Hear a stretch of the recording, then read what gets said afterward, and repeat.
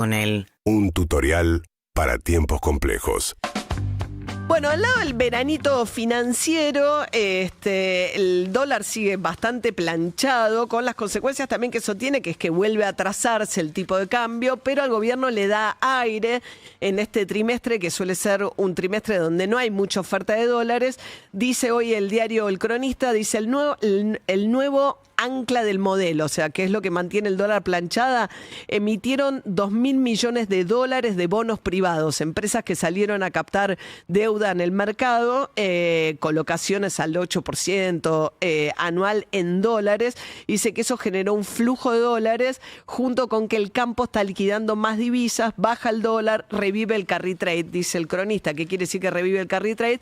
Que las posiciones en dólares se desarman para poner plata a colocarla en pesos, con las tasas de interés que están siendo atractivas en pesos, y que eso rinde mucho más que un dólar que está planchado. De hecho, en lo que arrancó del año bajó un poco, a pesar de que el techo es más alto, porque el ritmo de devaluación del techo de la banda permitiría que el dólar esté hoy a 1.600 pesos y está por debajo de los 1.450 pesos. En este contexto, incluso lo que está permitiendo es que, gracias a esta oferta de dólares de las deudas que emitieron los privados junto con esta liquidación del campo, el Tesoro sale a comprar dólares para pagar deudas y va acumulando reservas, sin impactar sobre una suba en la cotización del tipo de cambio. Pero claro, de nuevo, si es que había un problema de competitividad o si son desafíos a la competitividad, este tema del dólar atrasándose, bueno, te vuelve a generar la pregunta acerca de qué pasa con muchos sectores de la producción.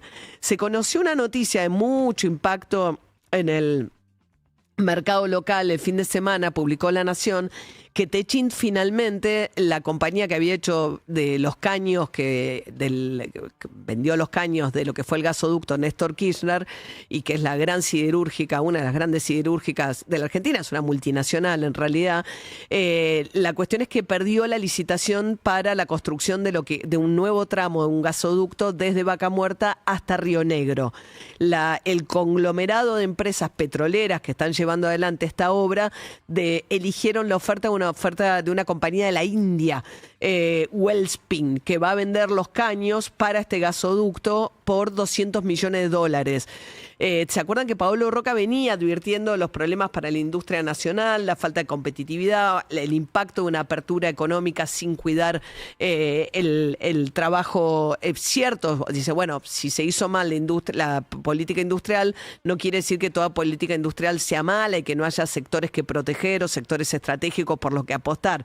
Bueno, acá Techint perdió esta licitación. Dicen que no hubo un momento en el cual evaluaron, YPF forma parte de ese conglomerado que tenía que tomar esta decisión, y dice que en un momento evaluaron preguntarle a Techint si no mejoraba su oferta o reabrir una nueva instancia, pero que la diferencia de lo que habían cotizado era tan grande que finalmente le adjudicaron a esta empresa de la India, Wellspin, por $200 millones esta licitación. Esto hay que ver qué significa sobre, por ejemplo, la actividad de la planta de Valentina Alsina en Lanús, que era la planta que se puso a funcionar a todo vapor cuando justamente Techint, la siderúrgica, entregó o ganó la licitación para los caños del gasoducto, del primer tramo del gasoducto. Hay que ver ahora, Paolo Roca venía advirtiendo sobre esto y sobre el impacto en la actividad industrial. Bueno, eso por un lado. Por otro lado, apareció en las últimas horas una noticia medio inquietante respecto de la falta de información, por lo menos alrededor de la presencia de una visita de representantes de la Cámara de Diputados de Estados Unidos. ¿Cómo se descubrió esto? Bueno, un avión del Departamento de Defensa norteamericano se presenta en la pista de Ushuaia, en Tierra del Fuego. Entonces, cuando advierten esto, empiezan las preguntas a la Embajada de los Estados Unidos. Dicen, ¿qué es este avión? ¿Qué vino a hacer?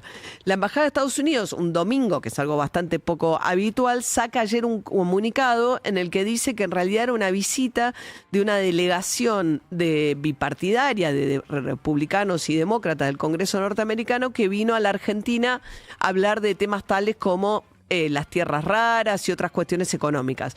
No se conoce ni los nombres, esto es muy poco habitual, que la embajada norteamericana dé un comunicado donde habla de una delegación de representantes sin mencionar quiénes son, tampoco menciona cuál fue la agenda, a quienes vieron, en todo caso, cuáles fueron las contrapartes, ni tampoco se conoce cuál fue la agenda que tuvieron en Ushuaia.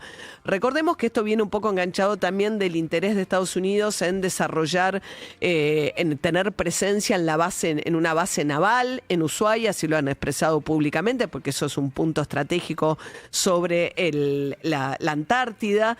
Y acaba el gobierno de Milei de intervenir, según el que era el presidente del puerto de Tierra del Fuego de Ushuaia, sin razón aparente, a partir de una denuncia de un sindicato que dice que el puerto estaba incumpliendo su obligación de financiar con lo que tuviera de superávit la obra social de los trabajadores del puerto. Toma esa denuncia al gobierno de Milei e interviene federalmente, desplaza al que manejaba el puerto de Ushuaia, que es el puerto que maneja el 96% de los cruceros que van a la Antártida, pasan por Ushuaia, genera muchos ingresos para la provincia y fue intervenido por un decreto de necesidad y urgencia de Milei. Con lo cual, la idea de que pueda haber algún tipo de interés estratégico de los Estados Unidos que esté detrás de la decisión del gobierno de Milei de intervenir el puerto de Ushuaia de la manera en que lo hizo, raro además, porque a partir de la denuncia de un sindicato y los que están manejando hoy nos decían en Ushuaia, el puerto son fundamentalmente personas vinculadas al sindicato. Y ahora apareció este avión también de defensa en Ushuaia con una explicación que por ahora por lo menos es insuficiente o por lo menos poco precisa respecto de qué fue a hacer esa delegación compuesta por quienes estaban y por qué llega en un avión del Departamento de Defensa de los Estados Unidos. Mientras tanto, Milei sí, en su alianza con los Estados Unidos, fue muy elogiado otra vez por Scott Bessent, el titular del Tesoro de los Estados Unidos, que volvió a hablar del apoyo incondicional que le dio Donald Trump. Se atribuyeron, gracias a eso, dijo, a que le dio los dólares para llegar a las elecciones de octubre, que dio vuelta a las encuestas, que además dice que fue un negocio fenomenal para los Estados Unidos, que fue un win-win, digamos que las dos partes ganaron. Dice que Argentina, informó Scott Bessent, porque este es otro de los temas sobre los cuales no hay mucha precisión de parte del gobierno argentino respecto de cuánto costó activar el swap con Estados Unidos para que tener dólares suficientes para defender el tipo de cambio en el mes de octubre cuando había mucha presión dolarizadora. Dice Scott Bessent que Argentina le devolvió 2.500 millones de dólares. Dice que además Estados Unidos ha hecho una gran inversión porque Milei es un gran aliado. De hecho, lo caricaturizaron a Milei el fin de semana en Saturday Night Live, que es el programa de mayor tradición y prestigio cómico de la televisión norteamericana.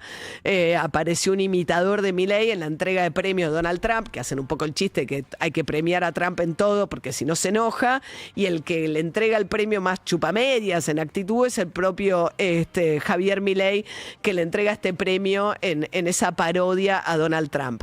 El gobierno no reaccionó a esta parodia de Milei, sí retuitearon todos en las últimas horas un artículo súper elogioso del Washington Post hacia Milei, donde dice que Milei es el que dijo lo que había que decir en Davos y volvió a poner las cosas en su lugar, porque Milei fue a defender el libre comercio y también la no intervención del Estado, o sea, una intervención mínima del Estado sin injerencia sobre el sector privado, que es en realidad el Washington Post lo usa como contraejemplo de lo que está pasando en Estados Unidos con Trump, el proteccionismo y la intervención que consideran excesiva en algunos de los negocios de parte de Donald Trump. De hecho, en este caso, el dueño del Washington Post ahora es Jeff Bezos. Jeff Bezos es el dueño de Amazon, que es un poco como si fuese el Marcos Galperín, su equivalente en Estados Unidos, que empezó a decirle al Washington Post, cuando lo compró al principio no se metía en nada en su línea editorial y de hace un tiempo a esta parte ha dicho que la parte editorial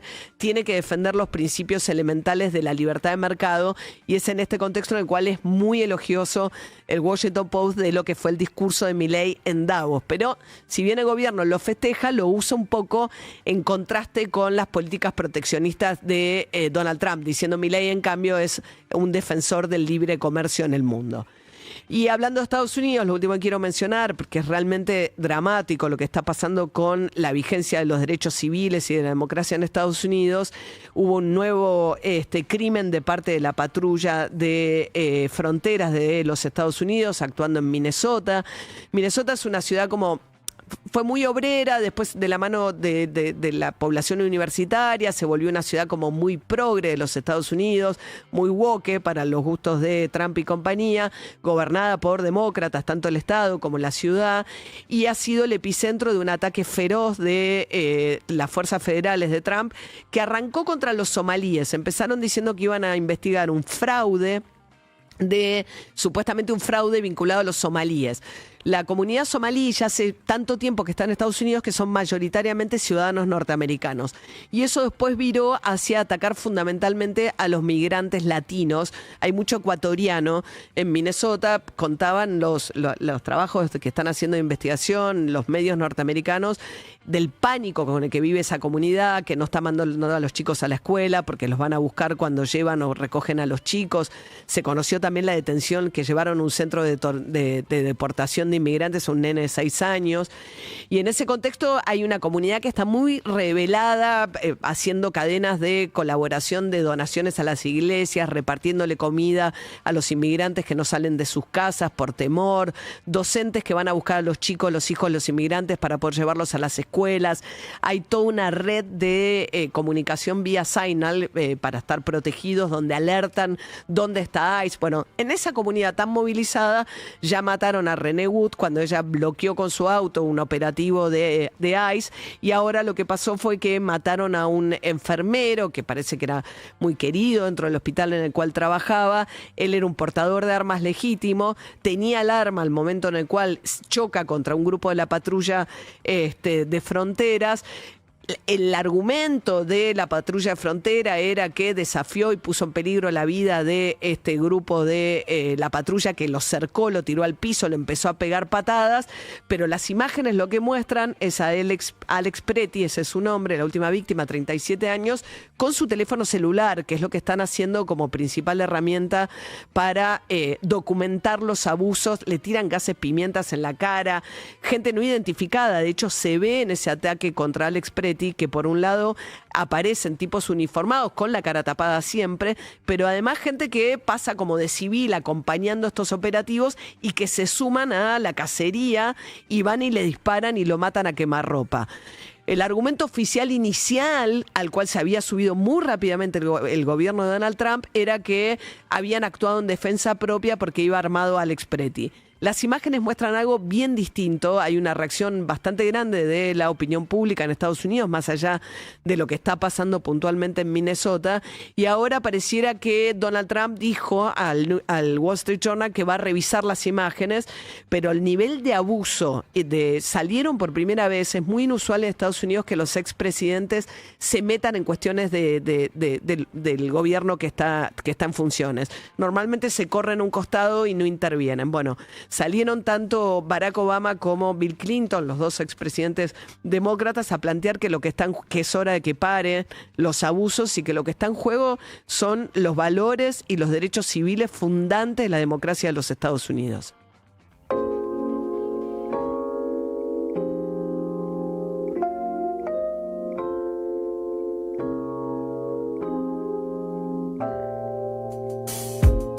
Hasta las 9. Data Más.